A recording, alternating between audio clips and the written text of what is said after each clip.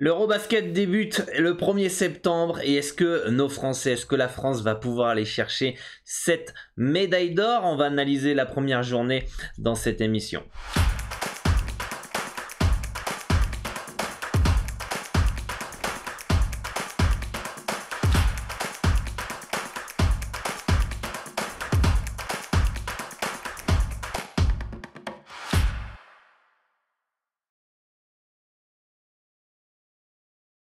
Salut à tous, ici Dorado, parieur professionnel au Mexique. Depuis plus de 10 ans, j'aide les parieurs à augmenter leurs revenus grâce à leur passion, grâce aux paris sportifs. Et on va reprendre les vidéos d'analyse. Pas de NBA ni de WNBA aujourd'hui, mais ça va être l'Eurobasket qui débute le 1er septembre avec nos Français favoris pour le titre, mais il n'y a pas que, et ça va être un Euro très relevé. Donc déjà, avant de commencer, si vous êtes intéressé par ce contenu et des conseils pour progresser dans les paris sportifs, n'hésitez pas à vous abonner à la chaîne, d'activer la cloche des notifications pour ne louper aucune des prochaines vidéos, de liker, de commenter évidemment pour me faire part de vos avis et de partager à vos amis parieurs. On a un gros euro les amis, un très gros euro avec beaucoup de favoris, des équipes qui sont quasiment complet, on va dire, si c'est pas le cas, ça fait que on a pas mal de choses à dire dans cette émission pour cette première journée qui débutera le 1er septembre 2022. Alors on va prendre en référence les codes de PS3838, Pinacle, le meilleur bookmaker au monde qui ne limite pas les parieurs gagnants et qui a le meilleur taux de retour joueur. Donc si vous voulez un compte, c'est simple, hein, si la législation dans votre pays vous le permet, je vous mets dans les commentaires épinglés le broker Asian Connect, le plus fiable au monde. Vous avez juste à le remplir, sélectionnez PS3838 ici. Je vous laisse un petit tuto vidéo pour vous accompagner pas à pas, mais en tout cas vous allez voir, c'est très facile, très sécurisé et très simple pour avoir votre compte en quelques minutes, et vous pourrez donc parier et profiter des meilleurs cote. Qu'est-ce que on a aussi à dire? Si vous voulez un pronostic gratuit par semaine et des conseils, des notes audio, du contenu exclusif, rejoignez le Telegram, le lien est dans la description, ainsi que le Telegram pour suivre les pronostics en direct. Pour l'euro, je vais essayer de m'adapter aux différentes horaires avec le décalage horaire, mais je vais vous envoyer des pronostics en direct totalement gratuitement. Donc vous avez le lien aussi dans la description, et si vous voulez échanger avec l'ensemble de la communauté et moi-même, vous avez le lien du Discord. Voilà pour tout ça, et on va commencer avec l'Espagne face à la Bulgarie. Alors les Espagnols partent avec l'équipe la moins expérimentée de son histoire, hein, de ce que j'ai pu lire sur les médias espagnols. On a les frères Hernan Gomez qui vont porter cette équipe. On est quand même très loin de cette grande Espagne avec les frères Gasol, Navarro, Rudy Fernandez, Sergio Llull, etc. D'ailleurs, est-ce que je peux vous mettre à l'écran les effectifs qu'on a là? Brizuela, Lorenzo Brown, Rudy Fernandez, Juancho Hernan Gomez, William Hernan Gomez. Voilà, on a une équipe d'Espagne qui est championne du monde en titre, qui est pas la meilleure. Pour moi, c'est la plus faible équipe d'Espagne depuis très longtemps. Donc voilà, et on a la Bulgarie qui va être portée par Dibost évidemment, et qui est pas une forte équipe on va dire mondialement en termes de basket. Ça fait l'Euro régulièrement mais sans plus. Je pense que les Espagnols, malgré une équipe un peu plus faible, partent logiquement favoris. Je pense que le moins 17,5 me semble bien placé. J'irai pas forcément sur le moins 17,5 parce que comme je vous l'ai dit, l'équipe d'Espagne ne me paraît pas folle, mais je me méfie quand même. Les Espagnols ont un centre de formation, ont le championnat le plus relevé. Il y a quand même des joueurs qui sont intéressants.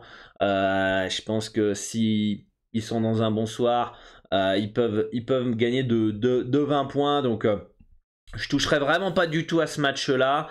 Mais en tout cas, je suis vraiment pas chaud par les Espagnols dans cette compétition. Après, à choisir, peut-être un petit Bulgarie plus 17,5 à 925 si on devait m'obliger à apprendre quelque chose dans cette rencontre. Mais en grosso modo, ça me semble correctement placé quand même, avec l'Espagne qui part largement favori. La Bosnie face à la Hongrie, on peut aller voir les rosters aussi. La Bosnie qui a évidemment Jusuf Nurkic, Musa, qui vont même Alilovic qui vont porter cette équipe, et du côté c'est contre qui déjà qui joue, j'ai même oublié, la Hongrie qui est pas non plus une équipe folle dans le basket européen. On a Roscoe Allen, Anga qui peut être assez chiant. Voilà, on a une équipe de Hongrie qui part logiquement outsider face à cette équipe de Bosnie. On l'a vu face à la France qui peut être très relou à jouer, très agressif. Donc pour moi pareil, Bosnie-Hongrie, ça me paraît très bien placé. Les Bosniaques qui sont logiquement favoris, peut-être pourquoi pas les prendre dans un sec à 1,40 ou dans un combiné recomposé si vous le souhaitez. Turquie face au Monténégro. Alors la Turquie, ces dernières saisons ont eu du mal à se qualifier pour les JO, les Coupes du Monde, tout ça. Je trouve que cette équipe, voilà, ils sont obligés d'appeler du Shane Larkin en le naturalisant pour pouvoir espérer faire quelque chose.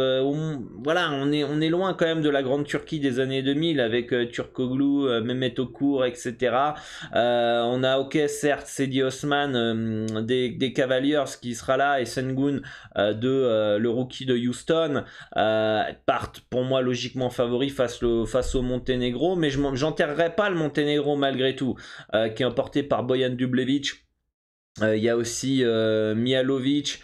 On a des joueurs intéressants du côté du Monténégro. Pour moi, ça va pas être une partie de plaisir pour cette équipe turque, je pense.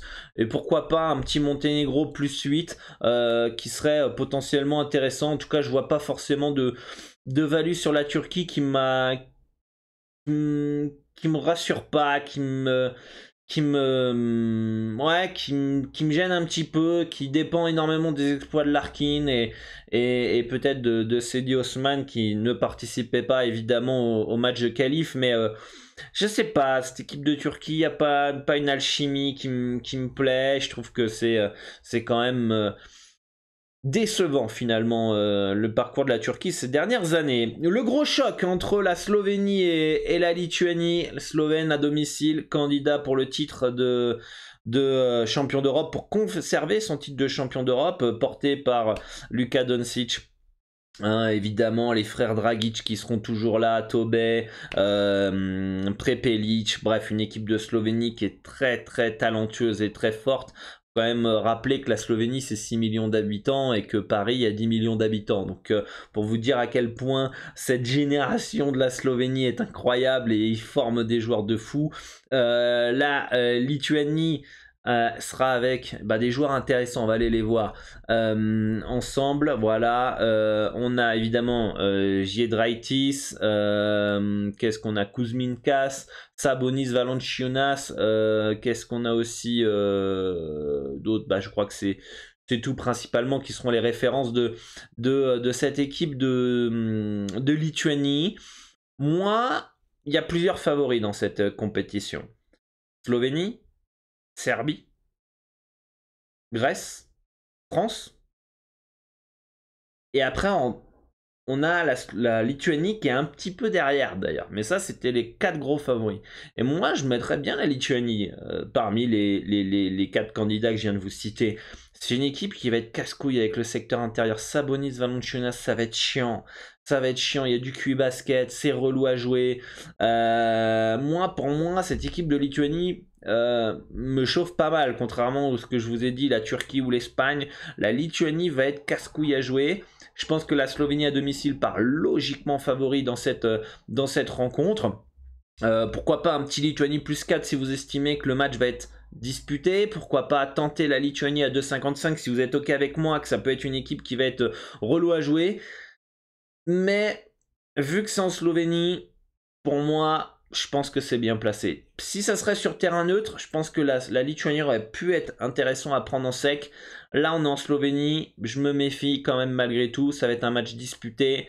Pourquoi pas un petit +4 pour sécuriser un match assez disputé dans les dernières secondes. En tout cas, il faudra limiter Luka Doncic au maximum si c'est possible pour les Lituaniens. Après, Tobey il va avoir du taf quand même dans la raquette, ce con, parce que Sabonis et Valanciunas, il faut se les envoyer. Et ça, la Slovénie, ça pourrait leur faire très mal. Donc voilà pour cette rencontre. Quand même une petite préférence sur la Lituanie +4, mais c'est très très léger.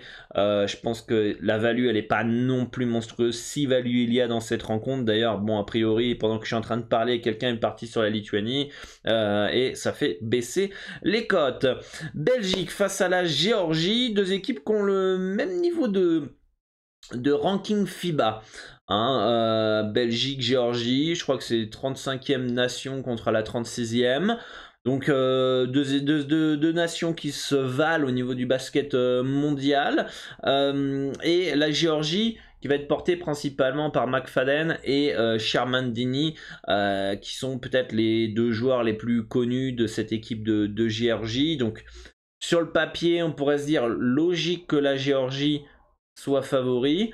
Au vu des matchs de qualification, des derniers historiques qu'on peut avoir entre ces deux nations, enfin sur ces deux nations, sur le parcours, on va dire de 2017 à aujourd'hui, plus les matchs de qualification pour la Coupe du Monde qu'on a eu dernièrement, je suis assez partagé. Je pense qu'on a peut-être une légère value sur la Belgique, parce que je pense qu'on aurait pu avoir un petit handicap de 0, ça m'aurait semblé plutôt cohérent.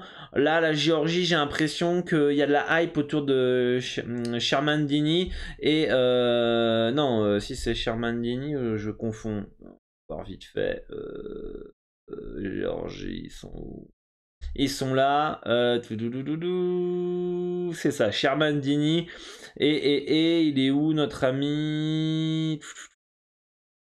On a Bitadze qui est là. Et McFadden, je ne le vois pas dans la liste a priori. Pour moi, ah si, il est là, c'est bon, il est McFadden. Ce que je ne vois pas, c'est Shengelia. Shengelia n'est pas dans la liste a priori. Donc c'est une absence de taille pour la Géorgie, pour ma part. Mais en tout cas, je pense que les Belges peuvent faire un petit coup. Si tu arrives à limiter Sherman-Dini ou McFadden, je pense que les Belges ont des armes à faire valoir. Donc, petite pièce sur les Belges si vous le souhaitez. Et enfin, le dernier match, c'est nos Français qui reçoivent les Allemands en Allemagne. Ça se passe en Allemagne. L'Eurobasket se passe en Slovénie, Italie, Allemagne et il y a un autre pays. République tchèque, si je me plante pas. République tchèque. Donc la France part logiquement favori face à cette équipe d'Allemagne avec Andro Albissi, Mustapha Fall, Evan Fournier, Rudy Gobert, Thomas Hurtel, Louarou Cabarro, Théo Malédon, Mbaye, Elio Kobo, Vincent Poirier, Tarpey et Yabouzélé dans l'effectif. Et les Allemands, qu'aura du petit Schroeder, qu'aura du Teyman, du Vogtmann, du Wagner. Donc une équipe allemande assez intéressante à la maison en plus. Donc ça va pas être une partie de plaisir pour la France. Il va falloir clairement prendre au sérieux cette équipe allemande. Parce que si tu arrives avec le melon, t'es mort. T'es mort, tu vas te faire surprendre. Il va y avoir un petit excès de motivation pour les Allemands pour jouer à domicile. Et de plus, eh bien, on a les Allemands qui viennent de taper la Slovénie de 20 points. Et attention à pas prendre trop de haut cette équipe allemande, parce que ce serait le gros piège, et ce serait quand même pas foufou, parce qu'après il y a la Lituanie à aller se taper. Donc si je me trompe pas. Donc on a quand même un fort groupe. Et il n'y a pas le droit de comment ça s'appelle, de faire de faux pas dans cette première rencontre. Je vais regarder un peu le calendrier français, si c'est bien la Lituanie qui joue après, parce que ça me surprend quand même un petit peu de voir qu'on est aussi dans le groupe de la Slovénie, mais autant c'est le cas. On est dans le groupe de la Slovénie, évidemment, avec Lituanie, Allemagne, Hongrie et Bosnie. Donc on a quand même, après il y a les 4 premiers qui sont qualifiés quand même, donc ça va. Mais il faudra voir quelle place on va se situer pour la suite. Donc moi, attention à l'Allemagne, ne pas les prendre trop de haut. Pour moi, c'était valu en ouverture l'Allemagne à plus 7,5, plus 8 à peu près. Là, les gens sont partis sur Allemagne plus 7,5, plus 7, plus 8. D'accord. À présent, plus 6, plus 5,5 en termes d'handicap, ça me semble correctement bien placé. Je pense que les Français gagneront, mais je vois pas forcément un match facile pour la part des Bleus. Voilà les amis, dites-moi en commentaire ce que vous en pensez de cet Eurobasket. Ça sera vraiment intéressant de suivre tout ça. Dites-moi qui sont les favoris pour vous. Dites-moi en commentaire qu'est-ce que vous pensez de la France, que vous pensez qu'elle va faire un bon parcours. Où est-ce que vous voyez arriver la France dans cette compétition? Médaille d'or, médaille d'argent, médaille de bronze, pas aller en petite finale. Voilà, dites-moi tout ça en commentaire. Bonne chance à tous pour vos pronostics. Soyez prudents dans vos mises. Misez de l'argent que vous êtes prêts à perdre, ça c'est très important. Et n'hésitez pas à vous abonner à la chaîne YouTube si ce contenu vous plaît. À très bientôt pour une nouvelle émission. On se retrouve demain pour les matchs du 2 septembre 2022. On fera peut-être un petit point aussi sur la Copa América qui débutera le 2 septembre si vous êtes chaud. Donc dites-le moi en commentaire. Moi je vous dis à bientôt et bonne chance à tous. Ciao ciao.